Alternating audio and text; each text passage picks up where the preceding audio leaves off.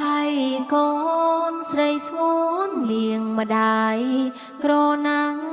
លៀងអាយតាមដោយច្បាប់ស្រី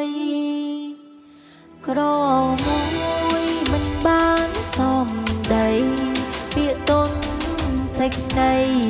ឲ្យញៀនចូលចិត្ត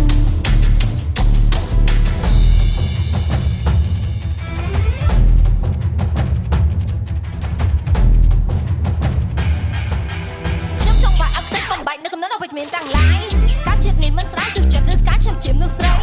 ដើរឬដែលជាខ្ញុំមិនបាច់បងខំមិនឡំបងភ័យទងខ្សោយមិនឲ្យតម្លៃខ្ញុំនឹងទៅមុខមិនខ្វះពីវ័យទុកគេនិយាយគេជាស្រីស្ដាប់សំដីត្រូវគោរពប្រៃកុំធ្វើអ្វីខុសប្រពៃណីសួរថាអ្នកណាអ្នកវិនិច្ឆ័យដាក់សម្ពាធមិនឲ្យតម្លៃគុំអ្នកអប្រិយចិត្តតែបងភ័យអាត្មានិយមមិនបាច់សេរីបងពោលតាមច្បាប់ដែលហួសសម័យ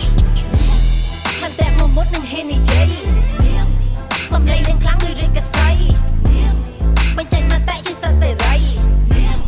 នាងជាមាសសុទ្ធដ៏មានតម្លៃ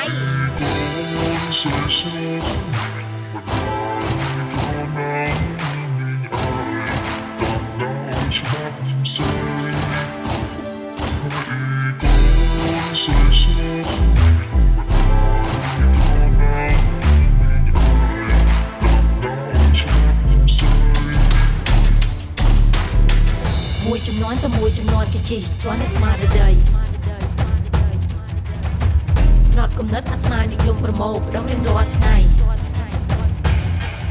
គំនិតគំនាបគេផ្លែគ្រប់រឿងអាសើបន្ទុំនោះស្រីកំណាប់កំណាញ់អប្រិយតែប្រវត្តិបំបត្តិសេរីអំណាចនៅក្នុងការគិតគំនិតពួកយើងគឺមានតម្លៃបញ្ចេញនៅអតិពលកំតិចសម្ភារដែលចំប្រឡែកគ្រប់ពីលំអៀងខ្ញុំមិនវៀងជ្រឿងបញ្ឆេះឆន្ទៈស្ត្រីសំឡេងយើងជាអំណាចស្រែកឡើងកុំខ្លាចបដូរទំព័រថ្មីពាក្យពេចន៍ខ្ញុំជាអាវុធប្រឆាំងមួយមុតដើម្បីស្ត្រីសិតយើងជាអ្នកសម្រេចមិនឲ្យអ្នកណាមកវិនិច្ឆ័យកុំយកភ្លើងចូលផ្ទះតែគេជាអ្នកចាក់ប្រេងបង្កាត់បងរៀនកូនស្រីប្រតិបត្តិតាមបញ្ញត្តិតែគេអ្នកចែកដឹងទេថានាងសំខាន់សំឡេងនាងខ្លាំងមិនអាចបំលែងយើងនឹងមិនលឺសំឡេងប្រឆាំងរកការឬអាំងផ្សេងហើយកូ